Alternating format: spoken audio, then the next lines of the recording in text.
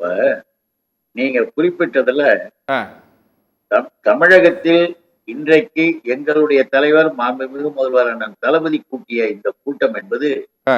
அரசியலுக்கு அப்பாற்பட்டு கரெக்ட்.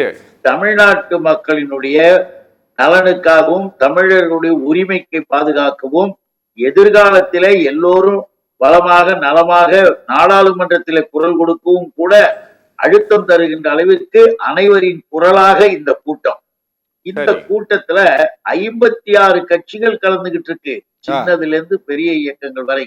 இன்னும் கூட கேட்டீங்கன்னா நம்முடைய முதல்வருக்கு அவர் மிக தெளிவாக அரசியலை கலக்காமல் மக்களுக்காக தமிழ்நாட்டிற்காக அதை செய்கிறார். ஆகவே தமிழ்நாட்டிலே நாங்கள் எதிர்க்கட்சியாக இருந்தாலும் கூட ஆ. அவருடைய இந்த கூட்டத்தில் கலந்து கொள்கிறோம் என்று அதிமுக உட்பட எல்லோரும் கலந்து கொண்டார்கள். சரி. நீங்க சொல்லுகிற இந்த கட்சிகள் என்கின்ற பொழுது எல்லாருக்குமே தெரியும். ஆ, பிஜேபி கலந்துக்கல. ஆ. பிஜேபி கலந்துக்கலன்னா நீங்க சொன்ன இந்த கட்சிகள் அவர்களை தனிப்பட்ட முறையில நம்ம குறை சொல்லணும்னு அவசியம் இல்ல.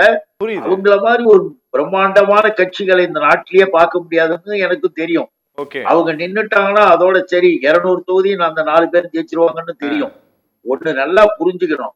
பிஜேபி என்கின்ற ஒரு அமைப்புக்கு இவர்கள் கட்டுப்பட்டவர்களாக அந்த கூட்டணியில இருக்கிறவர்களாக பிஜேபி என்ன சொல்லுதோ அதை செய்யணும் அப்படின்ற நோக்கத்தோடு இதுல எதிர்ப்பு தெரிவித்து வெளியில் நிற்கிறார்களே தவிர ம். உண்மையான மனநிலையோடு அவர்களுக்கும் அந்த எண்ணம் கிடையாது. ஆனா பொய் பேசிக்கிட்டு சும்மா இந்த அரசியல் பேசிக்கிட்டு இருக்காங்க.